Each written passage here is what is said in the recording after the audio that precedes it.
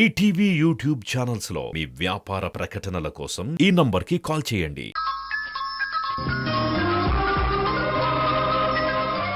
నిన్ను ఊరికే వదలకూడదే నిన్ను.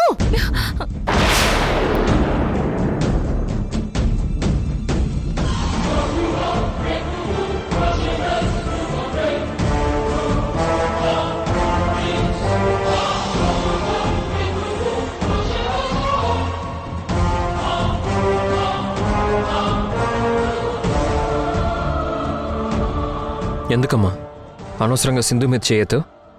దీని వల్లే కదరా నీకు యాక్సిడెంట్ జరిగింది. కాదమ్మా, మీరంతా ఊహించుకునేది నిజం కాదమ్మా. అసలు సింధు తప్పేమీ లేదు. అనుకోకుండా సడన్గా యాక్సిడెంట్ అవడం వల్లే నా తలకి గాయమైంది. అంతే తప్ప నా విషయంలో సింధు తప్పేం చేయలేదు.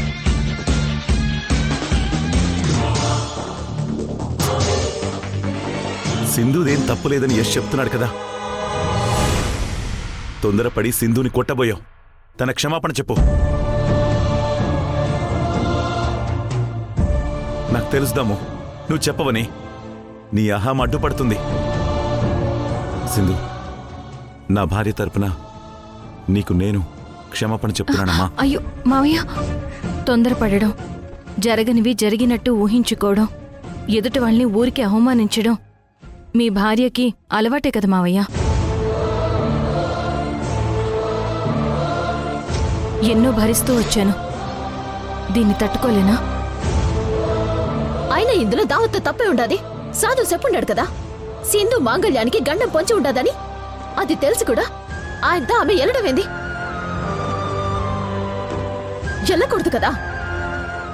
తెలిసి కూడా ఎల్లుండాది అంటే యశ్ అబ్బికి ఏ ప్రమాదం జరిగినా నాకేటి అన్న లెక్కలేని తనవే కదా.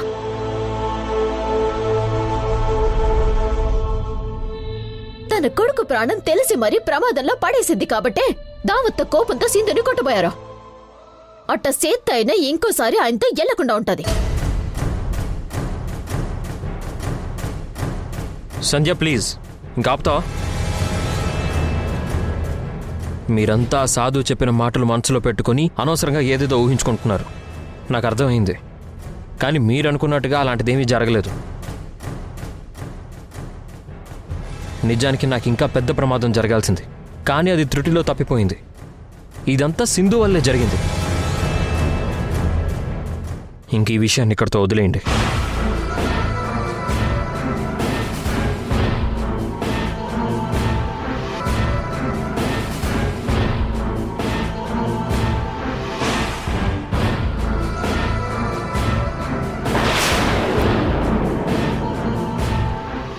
ఆయన భార్యని నేను ఇక్కడే ఉండాను కదా.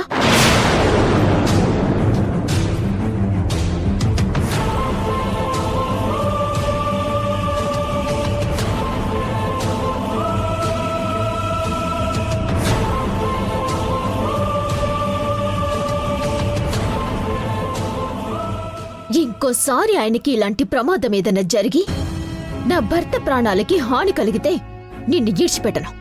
జాగ్రత్త. ఎన్నన్నా దానికి సిగ్గా ఎగ్గా అన్నీ వదిలేసిన మనిషి కదా. నిన్న రాత్రి ఏం జరిగిందో మనకి తెలియదనుకుంటోంది. నేను తెలుసుకుంటాను. తప్పు జరిగింది అని తెలిస్తే నీకంటే ముందు నేనే వదిలిపెట్టను.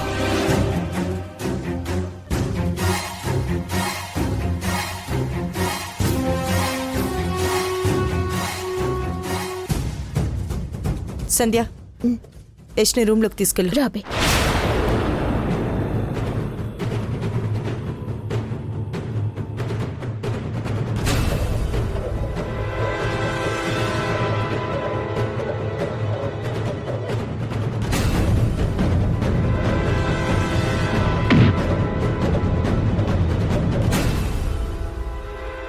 నీ మాంగళ్యానికి మాత్రం గండం తప్పదు.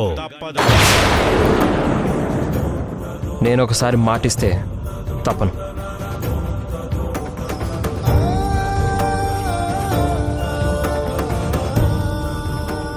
భగవంతుడా, ఎందుకు ఇలా జరుగుతుంది?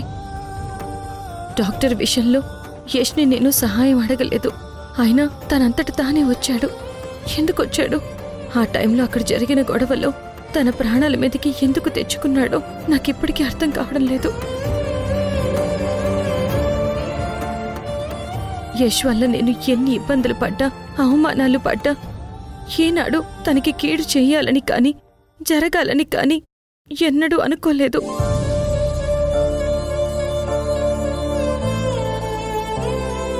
ఇదంతా నువ్వు ఆడిస్తున్న ఆటే కదా.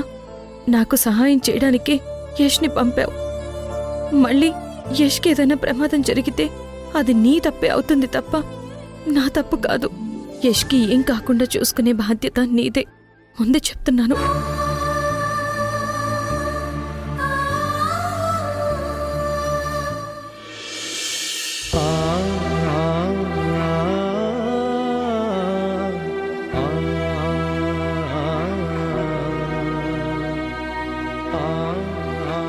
సుధా, టిఫిన్ చెయ్యమ్మా. నానమ్మా, నానమ్మా, నానమ్మా. ఏమైందమ్మా? ఎందుకు ఏడుస్తున్నావు? నువ్వు తాతయ్య చనిపోతారని నాకెంత భయమేసిందో తెలుసా? ఎందుకు నానమ్మా అలా చేశారు? మీరు లేకుండా నేను ఉండలేను. ఆ అంకుల్ ఆంటీ మనతో లేకపోయి ఉంటే మీరు నిజంగానే చనిపోయేవాళ్ళు కదా. అప్పుడు నేను ఒంటరిదాన్ని అయిపోయేదాన్ని. ప్లీజ్ నానమ్మ, ఇంకెప్పుడు అలా చేయకండి. ఊరుకోమ్మా, ఇంకెప్పుడు అలా చెయ్యం. తొందరపడ్డా, మమ్మల్ని క్షమించు. రాత్రి కూడా నువ్వు సరిగా భోంచేయలేదు. కొంచెం తినమ్మా, తీసుకో.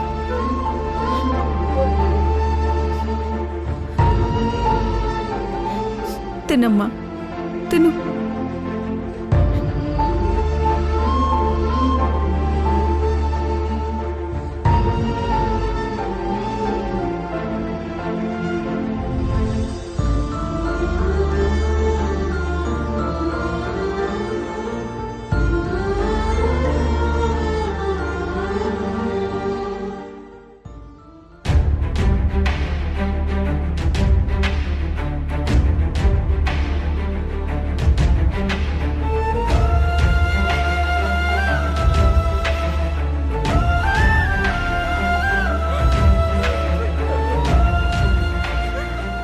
ఏమైందిరమ్మా?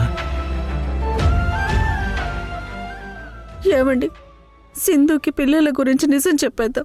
తనకి నిజం తెలియకుండా మనం దాచుంచడం కరెక్ట్ కాదు. ఆ దమయంతి నా వల్ల సాయం పొంది కూడా మనకు అవసరం వచ్చి సాయం చేయమని తనని ఎంత రిక్వెస్ట్ చేసినా మనకి సాయం చేయకపోగా మనల్ని నమ్మించి మోసం చేసింది. మనల్ని పోలీసులకు పట్టివ్వాలని చూసింది. కానీ నా వల్ల అన్యాయం జరిగిన సింధు మాత్రం మనకి సాయం చేయటమే కాదు, తన ప్రాణాలు కూడా లెక్క చేయకుండా నన్ను పాపను కాపాడింది.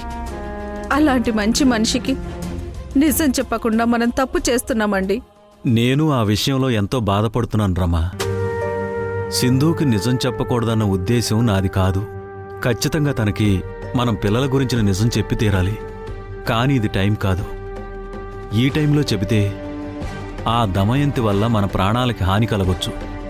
మనం ఈ కేసు నుంచి బయటపడిన రోజు తప్పకుండా నిజం చెబుదాం. ఆ రోజు త్వరగా రావాలని నేను ఎదురు చూస్తున్నాను. న్యాయం మన పక్కనుంది. మనం ఎట్టి పరిస్థితిలో నిర్దోషులుగా ఈ కేసు నుంచి బయటపడతామండి. అప్పుడు ఆ పిల్లలు నీకు పుట్టిన పిల్లలే అన్న నిజం చెప్పి సింధుకి న్యాయం జరిగేలా చూస్తాను. లేదంటే తనకి ద్రోహం చేశానన్న ఫీలింగ్ జీవితాంతం నన్ను వేధిస్తూనే ఉంటుంది. సింధు రుణం తీర్చుకునే అవకాశం మనకు తొందరలోనే వస్తుంది. బాధపడుకురమ్మా.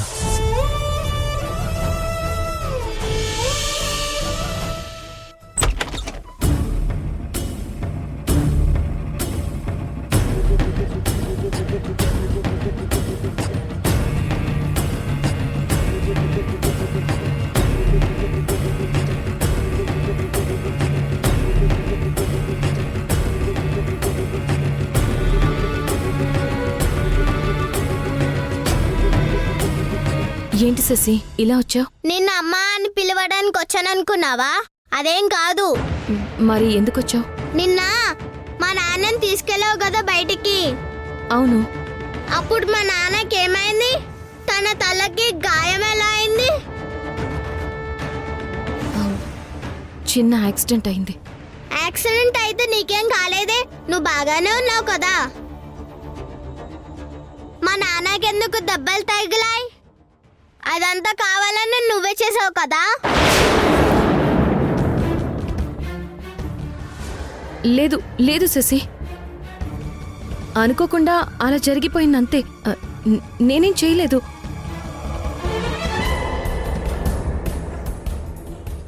నీతో అందరికీ ప్రాబ్లం వస్తుంది, నాకు, మా అమ్మకి, రిషికి, చివరికి మా నాన్న కూడా. ఇదంతా నువ్వు మా ఇంట్లో ఉండటం వల్లే. అసలు నువ్వు మా ఇంట్లో ఎందుకు ఉండినావు?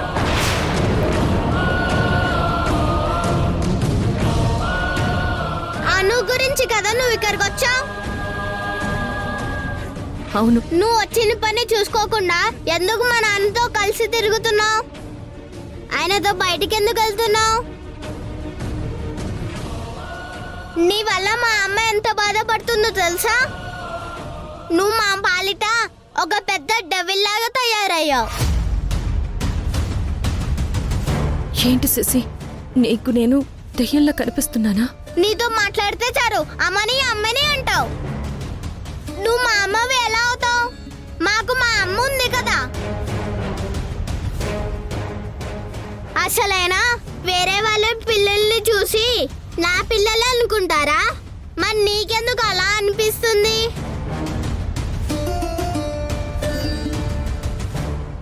నన్ను చూస్తేనే నీకు అలా అనిపిస్తుందా? ఎవరి పిల్లల్ని చూసినా అలా అనిపిస్తుందా నీకు? లేదు శశి, మీరు నా పిల్లలు కాబట్టి మిమ్మల్ని చూస్తే నా మనసుకి అలా అనిపిస్తుంది. నీకు మళ్ళీ మళ్ళీ చెప్తున్నాను, మేము నీ పిల్లలం కాదు, మా అమ్మ పిల్లలం.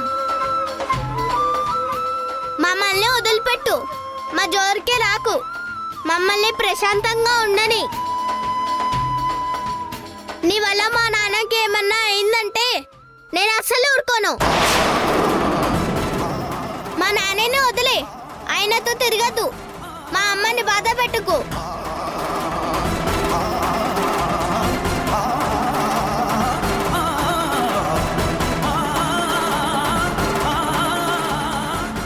మన నాన్నకి దెబ్బ తగిలేలాగా చేసింది, అందుకే అవన్నీ బాగా తిట్టాను. పద రిషి వెళ్దాం.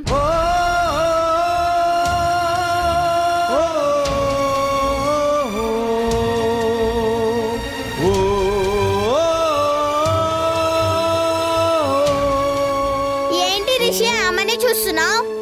పద వెళ్దాం.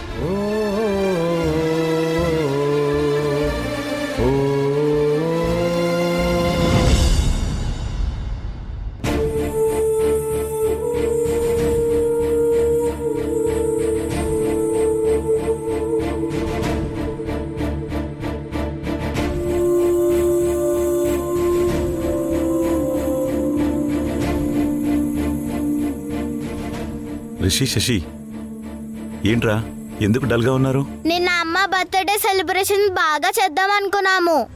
నాన్న రాకపోవడం వల్ల చేయలేకపోయాం తాతయ్య, అందుకే డల్లుగా ఉన్నాను.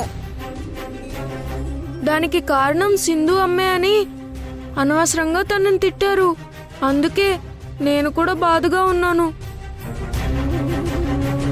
అవునా, ఆమె కారణం.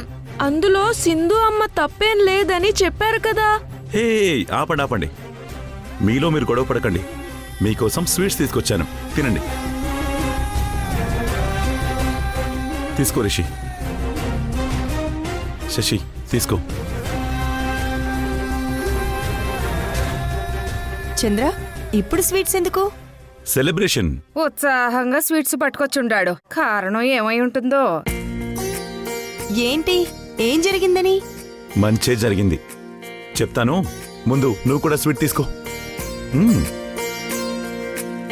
మీరు కూడా తినాలి. ఏంటన్నయ్య విశేషం? ముందు తిను, చెప్తాను. మనకి ఏం మంచి జరిగిందని ఇప్పుడు ఈ స్వీట్ సెలబ్రేషన్ చేస్తున్నావు చంద్ర? మంచి నీకు కాదు, యష్కి, సింధుకి.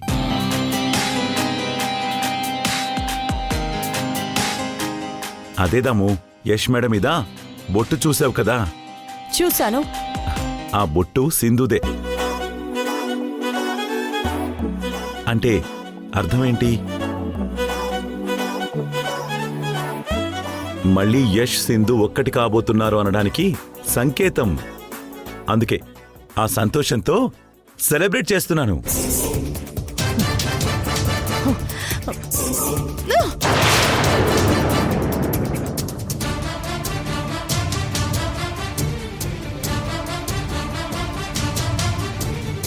అరే దాము,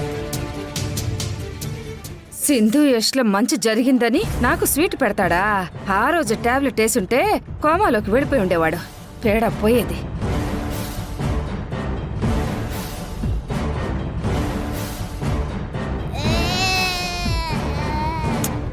శశి, ఒక్కసారి లోపలికి వెళ్ళాక అది స్వీట్ అయినా ప్రేమైనా లోపలే ఉంటుంది తప్ప బయటపడ్డం కష్టం.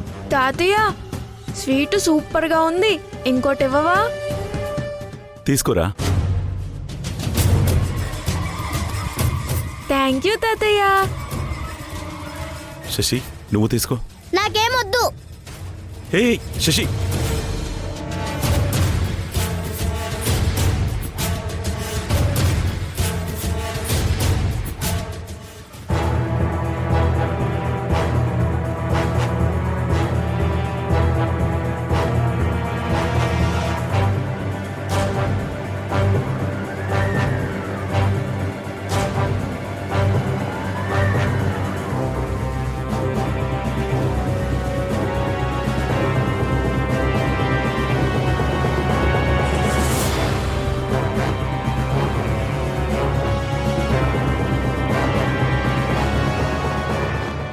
మళ్ళీ యష్ సింధు ఒక్కటి కాబోతున్నారు అనడానికి సంకేతం. చంద్ర అన్నట్టు నిజంగానే యష్ సింధుకి మళ్ళీ దగ్గరవుతున్నాడా? వాళ్ళు మళ్ళీ భార్యాభర్తలుగా ఒకటవుతారా?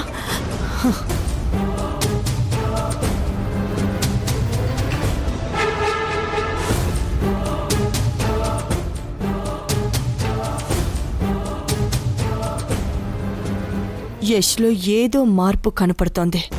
ఒకప్పుడు సింధు పేరు వింటేనే కోపం తెచ్చుకునేవాడు. ఇప్పుడు అదే సింధుని నేను కొట్టబోతే అమ్మనైనా నన్నే ఆపాడు. అంటే సింధు మీద వీడి ప్రేమ మళ్ళీ చిగురిస్తుందా?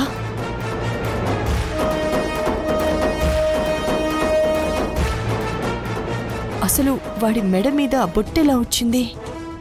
ఆ బొట్టు సింధుదేనా? అసలు యష్ సింధు రాత్రంతా ఎక్కడున్నారు, ఏం చేశారు, అసలు ఏం జరిగింది తెలుసుకోవాలి.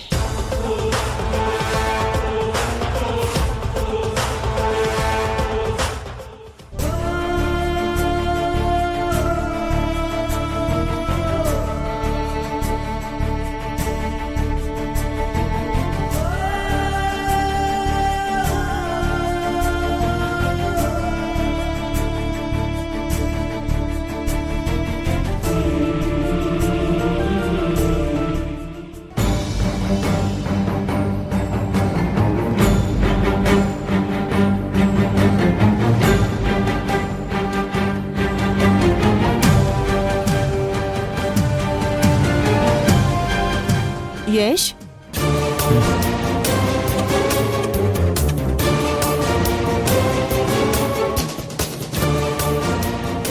ఏంటమ్మా?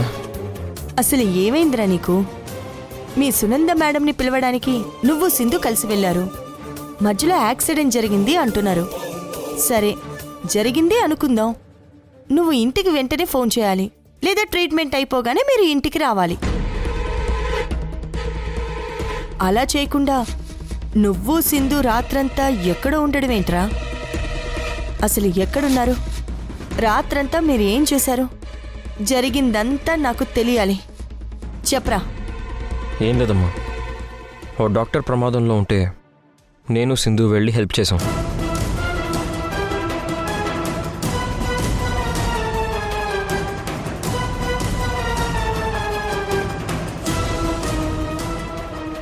డాక్టర్ ప్రమాదంలో ఉందా?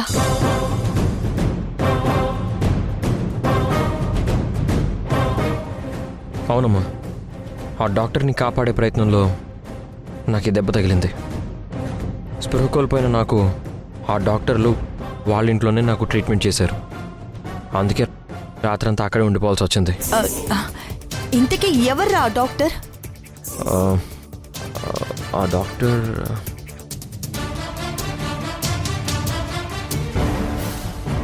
ఆ డాక్టర్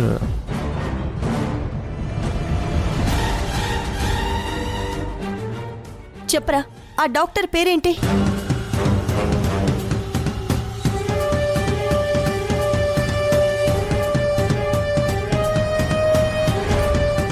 చెప్పరా, ఆ డాక్టర్ పేరేంటి? తన పేరు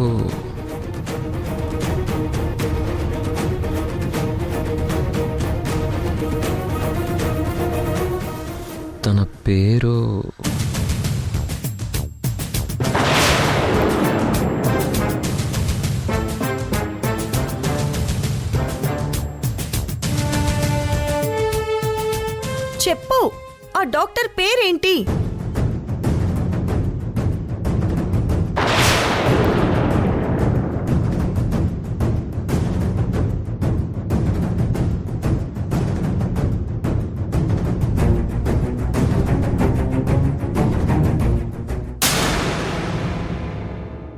ఇనాగ్రేషన్ ఫంక్షన్ వర్క్లో ఏ చిన్న పొరపాటు జరిగినా సునంద మేడంతో ప్రాబ్లం అవుతుంది. చూసుకుంటాను అంటే నీకేంట్రా ఇబ్బంది? నేను ఆఫీస్కి వెళ్ళి తీరాలి.